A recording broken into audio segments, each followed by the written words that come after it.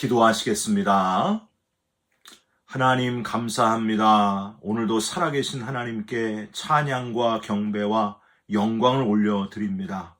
연약하고 무지한 우리들임에도 불구하고 무한하신 하나님의 사랑으로 풍성한 은혜로 인하여 우리를 구원해 주시고 긍휼히 여겨주신 것을 감사드립니다.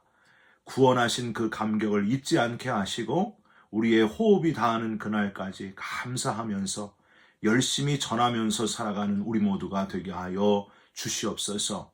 오늘도 우리들이 드리는 기도마다 응답하시고 한 사람 한 사람 역사해 주실 줄 믿사옵고 응답해 주실 줄 믿사옵고 예수 그리스도의 이름으로 기도 올리옵나이다. 아멘.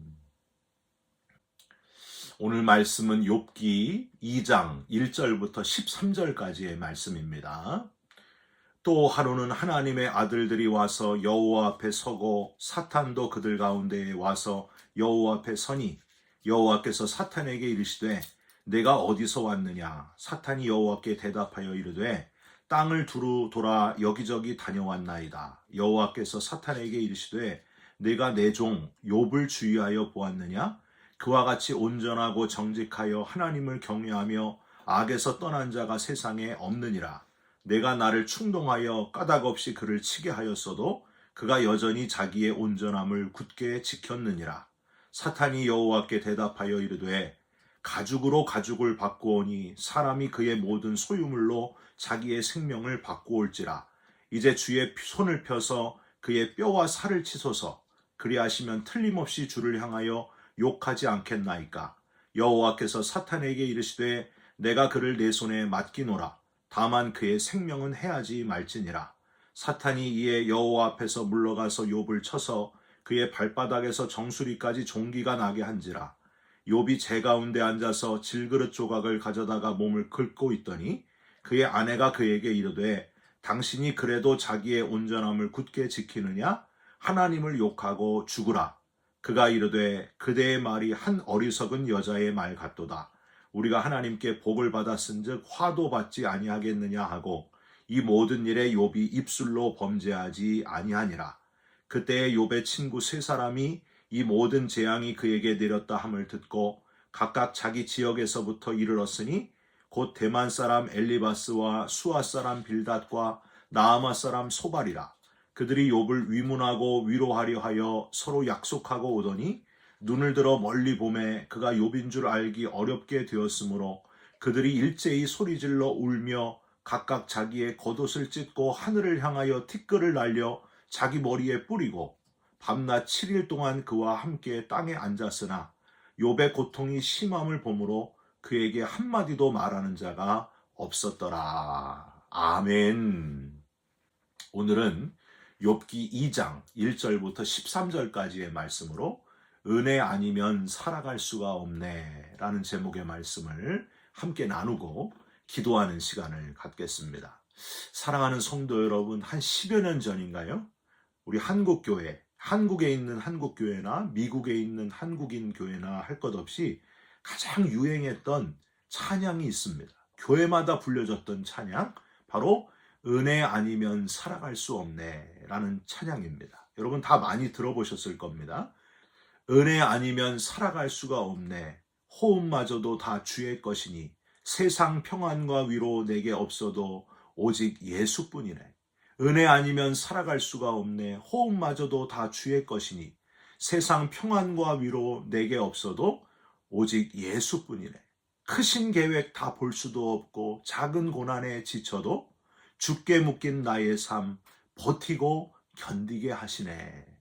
저는 전체 가사 중에서도 크신 계획 다 볼 수도 없고 작은 고난에 지쳐도 이 부분이 후렴을 시작하는 부분이어서 그런지 입속에 머릿속에 계속해서 맴돌아서 참 오랫동안 흥얼거리기도 하고 묵상하면서 찬양하면서 기도하고 그랬던 기억이 생생합니다.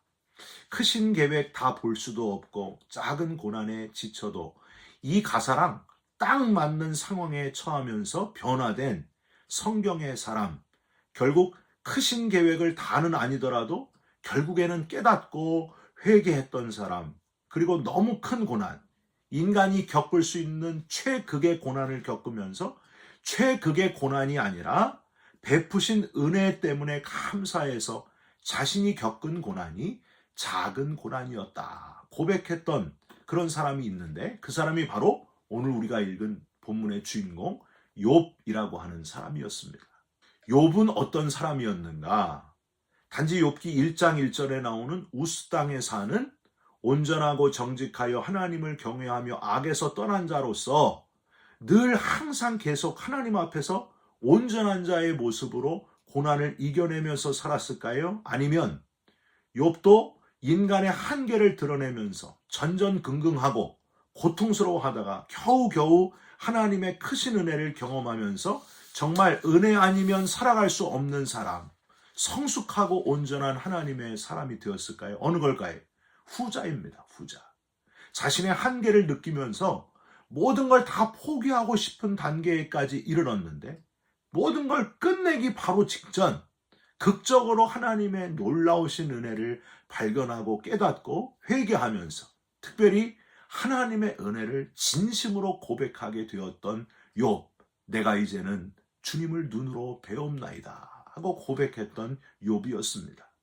여러분, 우리는 주로 욥기를 욥기 1장과 2장 그리고 맨 마지막 42장 이렇게 3장만 읽으면서 보통 하나님께서 다 회복시키시고 고난이 있었지만은 갑절, 따따블의 복을 주셨다, 뭐 이런 것만 치우치는 경향이 있는데, 잘 살펴보시면요, 욥기 전체를 보시면 그게 아니에요. 그게 중요한 게 아니었습니다. 인간 중에 가장 온전하고 완벽한 하나님의 사람 욥이 극한 고통 속에서 결국 자기의 치부와 믿음 없음을 다 드러내게 되고, 결국 41장에 가서 하나님의 크심과 자기의 부족함을 욥이 깨닫게 되죠. 그리고 그동안 풀려지지 않았던 하나님의 이유 없는 그 고난의 의미를 어느 정도 깨닫게 되는 이야기. 하나님은 무한한 은혜의 하나님이신 것을 깨닫고 원통한 슬픔에서 이제는 벗어나게 된 욥의 이야기가 욥기의 가장 중요한 주제입니다. 진심 어린 회개와 하나님을 은혜의 하나님으로 비로소 인정하고 고백하게 된 욥의 이야기. 이게 바로 욥기서에서 가장 중요한 핵심이라고 하는 거예요. 그래서 여러분, 욥기가 42장까지 있는 이유가 바로 그겁니다. 그러므로 욥기를 1장과 2장 그리고 42장만 읽고 욥기에서 가장 중요한 건 다 읽었다 이렇게 하지 마시고, 욥기는 그렇게 갑절로 따블의 복을 주시는 하나님에 대한 성경이 아니고요, 은혜 주시는 하나님, 우리가 생각하는 그 한계를 뛰어넘어 초월하여 큰 은혜를 베푸시는 하나님에 대한 이야기입니다. 우리가 상상할 수도 없는 너무 크신 분, 그리고 그분이 내게 은혜를 주셨음을 발견하는 책이 바로 욥기입니다. 여러분, 욥기서를 계속 묵상하시면서 하나님의 그 말로 다할 수 없는 은혜 아니면 살아갈 수 없습니다, 그렇게 고백하게 되면서 그 은혜 때문에 날마다 기쁨과 감사가 넘치고 하나님 앞에 감격하면서 신앙생활을 하시기를 주님의 이름으로 부탁드립니다. 오늘 본문에는 이 하나님의 은혜와 관련된 세 부류의 인물이 등장해요. 첫 번째, 은혜를 모르는 사탄이 등장합니다. 여러분, 은혜를 모르는 사탄을 묵상하시기 바랍니다. 먼저 여러분, 오늘 본문을 읽으시면 아니, 사탄에 대해서 성경에서 이렇게 잘 표현된 구절이 있나 하고 놀라시고 의아해 하시는 분들이 있을 거예요. 사탄이 하나님 앞에 서 있는 존재였구나 하는 깨달음도 얻게 되는데, 1절을 한번 보세요. 또 하루는 하나님의 아들들이 와서 여호와 앞에 서고 사탄도 그들 가운데에 와서 여호와 앞에 서니. 여러분, 우선 이 부분 어디서 많이 본 것 같은데 하시는 분들은요, 욥기서 1장, 2장을 많이 읽으신 분들입니다. 맞아요. 욥기서 2장 1절에서 또 하루는 이라고 표현된 것은 이미 앞에 1장에서 먼저 어떤 미션을 시도한 사탄의 행동이 앞에서 있었습니다. 1장 6절에 보면은요, 하루는 하나님의 아들들이 와서 여호와 앞에 섰고 사탄도 그들 가운데에 온지라 하면서 그 뒤 12절까지의 패턴하고요, 오늘 본문 2장 1절에서 6절까지의 내용이 아주 비슷합니다. 여러분, 우리가 놓치지 말아야 될 거는 사탄은 은혜를 모르는 존재이기에 끊임없이 아주 끈질기게 우리 인간을 시험 들게 하고 넘어뜨리려고 하고 거기에 집착한다는 거예요. 이 거머리 같은 사탄, 이렇게 표현하고 싶습니다. 사랑하는 성도 여러분, 이 땅에 어떤 물건이나 눈에 보이는 어떤 것들에 우리가 집착하면서 고집을 부리면서 포기하지 않으면 사탄이랑 똑같이 된다는 거예요. 바로 왕이 출애굽하는 이스라엘 백성들을 추격해서 전차를 끌고 홍해 앞까지 따라 붙었잖아요. 여러분, 얼마나 집요한 인간들입니까? 결국 홍해에서 모든 애굽의 군사들이 다 수장될 때에야 후회해도 소용이 없었습니다. 사울왕이 다윗을 수년 동안 뒤쫓고 추격했던 그것들을 한번 기억해 보세요. 참 끈질긴 사탄의 모습을 어찌나 그렇게 빼다 박았는지 똑같잖아요. 사랑하는 성도 여러분, 이 땅의 것 중에 내가 그렇게 집착하고 있는 건 뭔가? 욕심부리고 그걸 꽉 붙들고 있는 건 뭔가? 한번 묵상해 보시길 바랍니다. 어떤 사람은 돈에 너무 집착하면서 살고요. 먹을 것에 집착하는 사람들도 있고, 눈에 보이는 건물, 어떤 명예, 권력, 여기에 너무 집착하며 사는 사람들이 꽤 많습니다. 어느 날 갑자기 하나님이 부르시면 다 두고 가야 된다는 거예요. 어리석은 인간이 왜 그렇게 사탄처럼 집착을 하면서 살고 있는지. 또 하나, 사탄은 공간에 있어서 한계를 지닌 존재다 하는 걸 깨달을 수 있습니다. 2절을 보세요. 여호와께서 사탄에게 네가 어디서 왔느냐 물으시니까 사탄이 대답을 해요. 2절 끝에 땅을 두루 돌아 여기저기 다녀왔나이다. 사탄은 사람들을 넘어뜨리려고 여기저기 찾아다니는 존재다 하는 걸 우리는 알 수 있습니다. 베드로전서 5장 8절에 근신하라 깨어라 너희 대적 마귀가 우는 사자같이 두루다니며 삼킬 자를 찾나니 라고 하셨습니다. 특별한 거는 사탄은 공간에 있어서 한계를 가지고 있는데 반해서 하나님은 한계가 없으신 무소부재하신 분이에요. 어디나 계실 수 있는 분, 제한이 없으시는 하나님, 한계가 없으신 전능하신 하나님이 바로 저와 여러분의 아버지 하나님이십니다. 여러분 감사하시길 바랍니다. 당당하시길 바랍니다. 힘을 내시기 바랍니다. 또 하나, 사탄의 가장 중요한 특징은 사탄은 은혜를 모르고 인과응보의 논리를 주장하는 그런 존재다 하는 걸 우리는 깨닫게 됩니다. 3절, 하나님께서 욥을 자랑하실 때에 온전하고 정직하여 하나님을 경외하고 악에서 떠난 자다 하고 자랑을 하실 때에 사탄의 대답이 뭐였어요? 4절, 사탄이 여호와께 대답하여 이르되 가죽으로 가죽을 바꾸오니 사람이 그의 모든 소유물로 자기의 생명을 바꾸올지라. 여기서 이 가죽으로 가죽을 바꾸오니 이게 바로 인간의 유한함을 조롱하는 그런 사탄의 표현입니다. 가장 타당한 슈로트만과 유대교 해석자들의 주석에 의하면 당시 고대 이스라엘은요, 아직 초기 물물 시대예요. 물물 교환을 하던 시대에 가장 비싼 물건이 바로 가죽이었는데 가죽으로 가죽을 바꾸오니, 즉 가장 소중한 것이 있는데 인간이 가장 소중히 여기는 건 그것을 비교하면서 마음을 바꾸는 존재가 인간이다. 즉 욥이 자기 몸보다 소중히 여기는 것은 없다. 자기 몸을 안 건드렸으니까 안 넘어가지. 결국에 아무리 대단한 인간도 자기 몸을 건드리면 다 넘어간다 하는 조롱의 표현이 바로 이 표현입니다. 가죽으로 가죽을 바꾸오니. 그러니까 다 이유가 있으니까 신실한 척을 하는 거지 하면서 사탄이 이 욥을 우습게 여기고 있는 거예요. 앞에 1장에서 사탄은 비슷한 조롱을 했었습니다. 뭐죠? 1장 9절에 보면은 사탄이 여호와께 대답하여 이르되 욥이 어찌 까닭 없이 하나님을 경외하리이까? 이유가 있으니까 하나님을 높인다는 거예요. 하나님을 경외하는 건 뭔가 가진 게 많으니까, 하나님이 재물을 많이 줬으니까 하나님을 경외하는 척하는 것뿐입니다.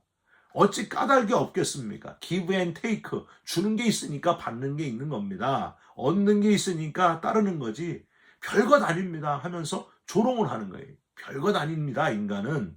사랑하는 성도 여러분, 이렇게 사탄의 생각에 맞게 신앙생활을 이성적으로만, 인과응보, 이치에 맞아야만 한다고 생각하시는 분이 혹시 있습니까? 여기에 머무르지 말고 그 이상의 단계에 이르는 온전하고 성숙한 믿음의 사람이 되셨으면 좋겠습니다. 여러분, 신앙은 이해가 되니까 믿는 게 아니에요. 믿으니까 이해가 되는 거예요. 먼저 믿으니까 다 이해가 되는 거예요. 당시에는 모를지라도 나중에 그 궁금했던 모든 것들을 시간이 지나면 다 깨닫게 되는 것. 그게 바로 신앙생활입니다. 그래서 여러분, 신앙은요, 신비라고 표현할 수밖에 없습니다. 우리가 알지 못하는 크고 은밀한 일을 행하시는 하나님, 인간의 한계, 인간의 생각을 다 뛰어넘어 역사하시는 하나님, 신비하신 하나님의 손길을 체험하게 되시고 기쁘게 신앙생활 하시기를 주님의 이름으로 부탁드립니다. 두 번째로, 은혜를 모르는 사탄에게 속은 여인을 묵상하시기 바랍니다. 누구예요? 욥의 아내입니다. 6절에 하나님께서 사탄에게 욥의 생명만은 해하지 말라 하시고 나머지는 사탄에게 다 맡기십니다. 그랬더니 7절, 사탄이 욥을 쳐서 그의 가죽, 즉 그의 몸을 쳐서 종기가 나게, 발바닥에서 정수리까지 온몸에 종기가 나게 합니다. 그래서 8절, 슬픔의 제 가운데 앉아서 질그릇 조각으로 가려운 몸을 긁고 있는 걸 욥의 아내가 보고서 하는 말, 9절이 당신이 그래도 자기의 온전함을 굳게 지키느냐? 하나님을 욕하고 죽으라.